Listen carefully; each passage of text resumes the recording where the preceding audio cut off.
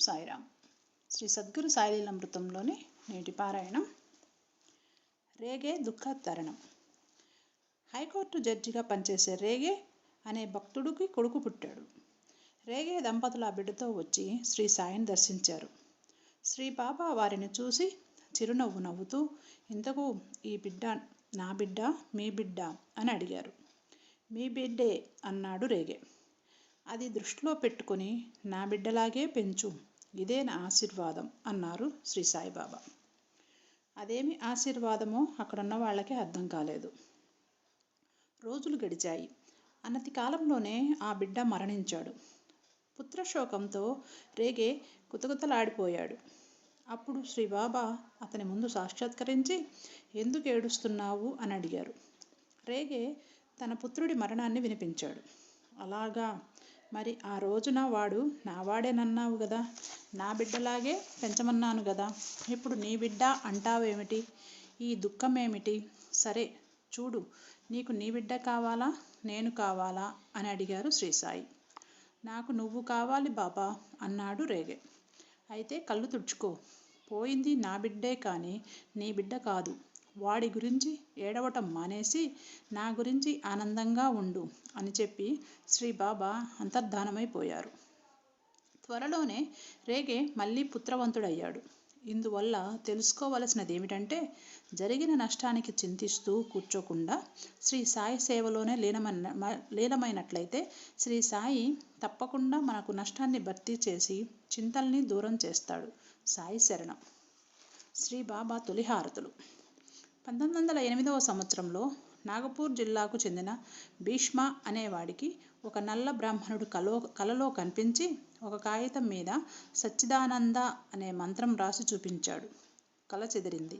అనంతరం అతను ఆ విషయాన్ని ఒక సాధువుకు చెప్పగా అతనిది సద్గురు మంత్రమని చెప్పాడు. తదుపరి ఒకసారి భీష్మ షిరిడి వెళ్ళి శ్రీ సాయిని దర్శించగానే శ్రీ బాబా నవ్వుతూ జై సచ్చిదానంద అన్నారు. త్రుళ్ళిపడిన భీష్మ శ్రీ సాయికి దాసోహం చేసేశాడు. శ్రీ బాబా అతన్ని ఆశీర్వదించుతూ, నువ్వు నాకు 5 లడ్డూలనివ్వాలా అన్నాడు. ఆ మర్నాడు తెల్లవారుతూనే భీష్ముడి హృదయంలో భావతరంగాలు పెల్లుబికాయి. తక్షణమే 2 పాటలను రాశాడు. అతనిలోని అక్షర చైతన్యం స్తంభించిపోవడం వలన ఆ 2 పాటలతోనే మసీదుకు వెళ్ళి శ్రీ బాబా పాదాల ముందు సమర్పించుకున్నాడు. పాడి వినిపించు అన్నారు శ్రీ సాయి. భీష్ముడు గానం చేశాడు.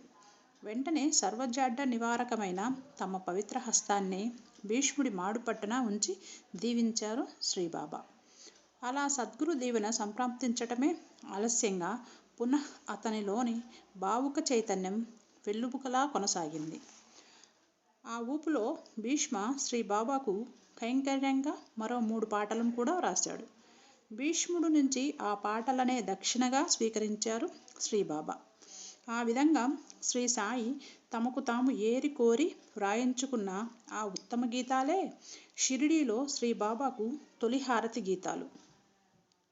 అనంతరం దాసగను, మాధవులు మరికొన్ని పాటలను నిర్మించి భీష్ముడి పాటలతో కలిపి ఈనాటికి కొనసాగుతున్న శ్రీ షిరిడీ సాయి హారతులుగా ఏర్పాటు చేశారు. నిత్య హారతులు. ఆ మీదట ప్రతిరోజు ఉదయం 5:15 కల్లా భక్తులందరూ ఛత్రచామరాలు, దండలు తీసుకొని పూజా హారతి సామాగ్రులతో మసీదుకు వచ్చేవారు. ఒకరు ఛత్రం పట్టేవారు, మరొకరు చామరంతో విసురుతుండేవారు. మేఘుడు శ్రీ బాబాకు హారతిని సమర్పించగానే భక్తులందరూ కలిసి జై శ్రీ సచ్చిదానంద సద్గురు సాయినాథ్ మహారాజ్ కీ జై అని ఎలుగెత్తి నినదించి జోడునియా కరాచరణి టేవీలా మాధా అంటూ హారతి గీతాలను ఆలపించేవారు. పాటలు పూర్తయిన తరువాత ఒకరొకరుగా శ్రీ సాయికి ప్రణమిల్లి ఆయన నుంచి ఊదీ ప్రసాదాన్ని అందుకొని ఆ పిమ్మటనే తమ కాలకృత్యాల నిమిత్తం వెళ్ళేవాళ్ళు. కొంతమంది మౌనంగానూ, మరికొంతమంది విష్ణు సహస్ర పారాయణాదులు చేసుకుంటూనూ శ్రీ బాబా ఎదుటనే కూర్చుండిపోయేవాళ్ళు. పునః మధ్యాహ్నం 12 గంటలకి ఒకసారి, సాయంత్రం సూర్యాస్తమ వేళ ఒకసారి, రాత్రి శ్రీ బాబా శయనించే ముందు ఒకసారి, రోజు ఒక్కటికి మొత్తం 4 సార్లు హారతులు జరిపేవారు. క్రీస్తు శకం 1912లో మేగుడి కైలాస గమనం తర్వాత ఆ హారతులు బాబూసాహెబ్ జోగ్ నిర్వర్తించేవారు. అన్నా సాహెబ్ దాబోల్కర్ ఉరఫ్ హేమాడ్ పంత్.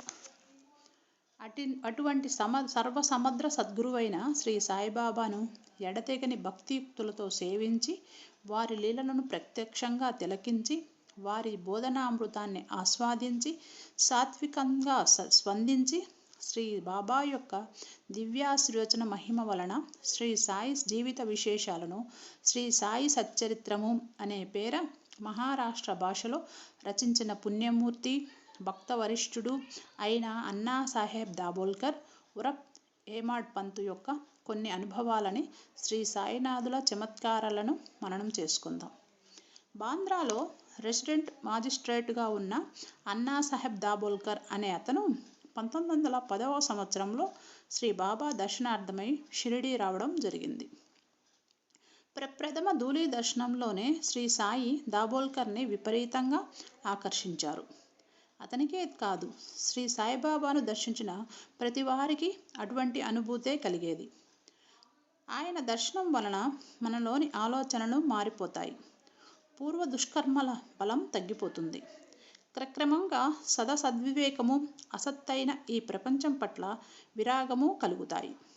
దాబోల్కరు మాటలలో చెప్పాలంటే, సాయిబాబాను చూసినంత మాత్రమున నీ ప్రపంచమంతయు సాయిబాబా రూపం వహించెను. శ్రీ బాబా దర్శన మహత్యానికి ఇంతకంటే గొప్ప ఉదాహరణ ఇంకేం కావాలి? ఈ దాబోల్కరనే శ్రీ బాబా హేమాడ్ పంత్ అని పిలిచేవారు. అంతటితో దాబోల్కరు ఆ పేరుతోనే శ్రీ సాయి భక్త ప్రపంచంలో సుప్రసిద్ధుడయ్యాడు. సద్గురు సాయినాథార్పణమస్తు. శుభం భవతు. ఓం సాయిరామ్.